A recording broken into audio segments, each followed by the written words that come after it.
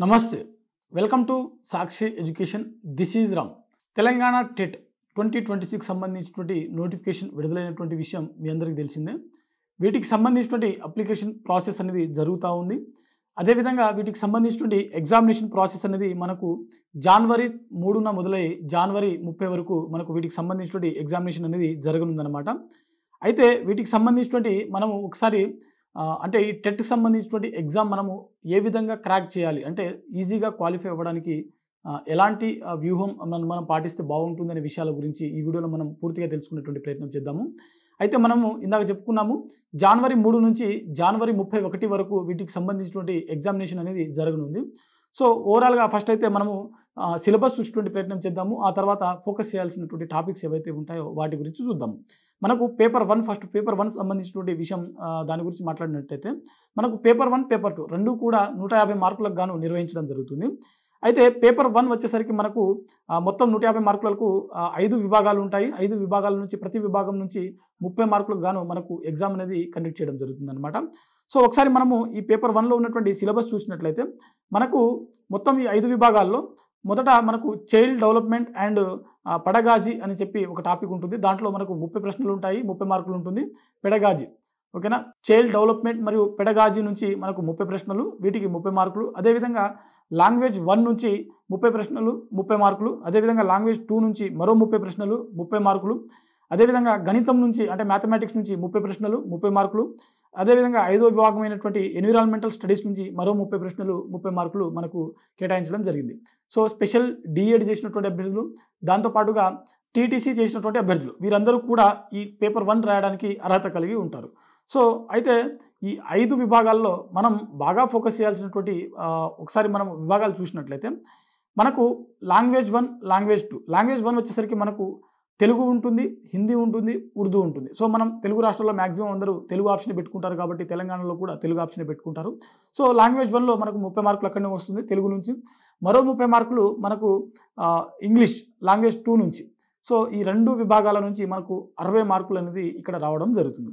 దాంతోపాటుగా మనకు child development మరియు పెడగాజీ నుంచి మరో 30 ప్రశ్నలు ఉంటాయి కాబట్టి ఇది మనకు మనం ఎగ్జామ్ డిఎస్సి రాసినప్పుడు సిలబస్ దీంట్లో మనకు ఉంటుంది కాబట్టి ఇక్కడ చదివితే అక్కడ మనకు మార్క్స్ కవర్ అయ్యేటువంటి అవకాశం ఉంటుంది. కాబట్టి ఎవరైతే దీని మీద బాగా ఫోకస్ చేసినటువంటి అభ్యర్థులు ఉంటారో ఎక్కువ మార్కులు పొందడానికి ఇక్కడ టెట్తో పాటుగా డిఎస్సిలో కూడా మార్కులు ఎక్కువ పొందడానికి అవకాశం ఉంటుంది.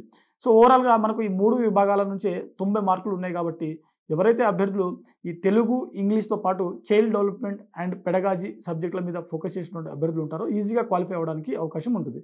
అయితే మనకు క్వాలిఫైయింగ్ మార్కులు చూసినట్లయితే జనరల్ కేటగిరీకి చెందినటువంటి అభ్యర్థులు ఎవరైతే ఉంటారో వీరు 60% మార్కులు పొందాల్సి ఉంటుంది. అంటే 150 మార్కులకు 60% అంటే 90 మార్కులు పొందాల్సి ఉంటుంది. బీసీకి చెందినటువంటి అభ్యర్థులు ఎవరైతే ఉంటారో వీరు 50% మార్కులు పొందాల్సి ఉంటుంది. అంటే మనకు 150లో హాఫ్ అని అంటే 75 మార్కులు.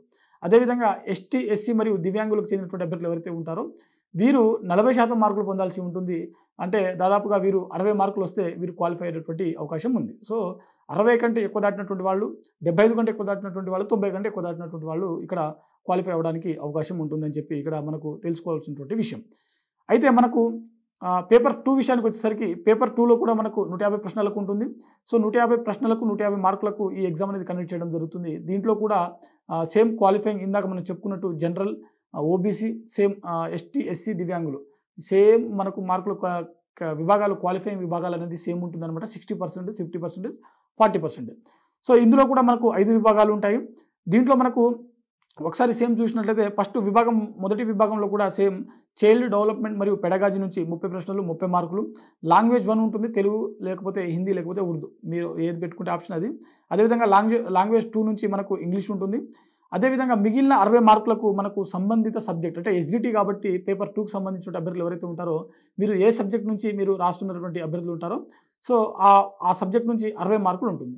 సో ఇక్కడ మనం ఈజీగా క్వాలిఫై అవ్వడానికి ఇక్కడ టీటీసీకి చెందినటువంటి అభ్యర్థుల కంటే అంటే పేపర్ 1కి చెందినటువంటి అభ్యర్థుల కంటే పేపర్ 2కి చెందినటువంటి అభ్యర్థులు కొంత ఈజీ అని చెప్పుకోవచ్చు. ఎందుకంటే మనకు సబ్జెక్ట్ నుంచి మన సంబంధిత సబ్జెక్ట్ నుంచి 60 మార్కులు ఉంటాయి కాబట్టి ఆ పేపర్లో బాగా ఫోకస్ చేసిన తర్వాత మనకు లాంగ్వేజ్ 1, లాంగ్వేజ్ 2 అంటే ఇక్కడ మనకు తెలుగు మరియు ఇంగ్లీషు వీటి మీద ఫోకస్ చేసినట్లయితే దాదాపుగా 120 ప్రశ్నలు మనకు ఇక్కడనే కవర్ అవుతున్నటువంటి అవకాశం ఉంది. సో ఓవరాల్గా 120 మార్కులకు ఇక్కడనే మనకు కేవలం 3 సబ్జెక్టుల నుంచే ఉన్నాయి. అంటే మన సబ్జెక్టు, ఎవరైతే పేపర్ 2 రాసినటువంటి సంబంధిత సబ్జెక్ట్ ఏదైతే ఉందో అదొకటి, లాంగ్వేజ్ 1, లాంగ్వేజ్ 2 ఓవరాల్గా ఈ 3 సబ్జెక్టుల నుంచి మనకు 120 మార్కులు వస్తుంది కాబట్టి సో క్వాలిఫై అవ్వడానికి అవకాశం ఉంటుంది. దాంతోపాటుగా మీరు ఎక్కువగా ఫోకస్ చేయాల్సినటువంటి విషయం ఏంటంటే ప్రీవియస్ ఇయర్ పేపర్స్. సో మనకు గతంలో జరిగినటువంటి ఈ టెట్ పేపర్స్ ఏవైతే ఉంటాయో తెలంగాణ కావచ్చు, ఏపీ కావచ్చు, సో మీరు మ్యాక్సిమం ఈ ఏపీ తెలంగాణకు సంబంధించిన ప్రీవియస్ పేపర్స్ ఏవైతే ఉన్నాయో వాటన్నిటిని కూడా బాగా ప్రాక్టీస్ చేసినట్లయితే ఈజీగా క్వాలిఫై అవ్వడానికి అవకాశం ఉంటుంది. సో ప్రాక్టీస్ చేయడం అంటే జస్ట్ క్వశ్చన్ చదివి ఎంసీక్యూలో ఆన్సర్ ఏది అని చూసి వెళ్ళిపోవడం కాదు.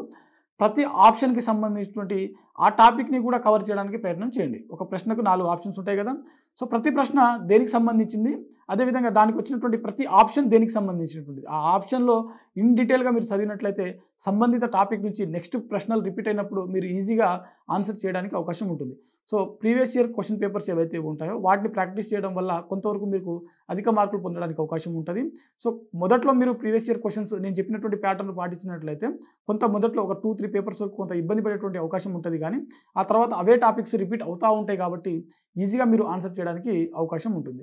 సో ఓవరాల్గా తెలంగాణ టెట్కి సంబంధించినటువంటి జనవరి 3 నుంచి జనవరి 31 వరకు జరగనున్నటువంటి ఈ ఎగ్జామినేషన్ ఏదైతే ఉందో వీటిలో మీరు క్వాలిఫై అవ్వడానికి ఈ వ్యూహాలు ఏవైతే ఉన్నాయో, ఇక్కడ ఉన్నటువంటి మనం చెప్పుకున్నటువంటి టాపిక్స్ ఏవైతే ఉంటాయో వీటిని మీరు బాగా ప్రాక్టీస్ చేసినట్లయితే ఈజీగా క్వాలిఫై అవ్వడానికి అవకాశం ఉంటుంది. దాంతోపాటుగా అధిక మార్కులు పొందడానికి అవకాశం ఉంటుంది. సో మనకు డిఎస్సిలో కూడా ఎవరైతే టెట్లో ఎక్కువ మార్కులు పొందినటువంటి అభ్యర్థులు ఉంటారో, సో మనకు ఇక్కడ మీకు అందరికీ తెలిసిందే వెయిటేజ్ అనేది ఉంటుంది కాబట్టి సో దాన్ని దృష్టిలో పెట్టుకొని ఈ విధంగా మీరు ప్రాక్టీస్ చేయడానికి ప్రయత్నం చేయండి. సో ఇది ఇవాల్టి వీడియో. మరిన్ని జాబ్ అప్డేట్స్ కోసం చూస్తూనే ఉండండి Sakshi education. Thanks for watching. Thank you all.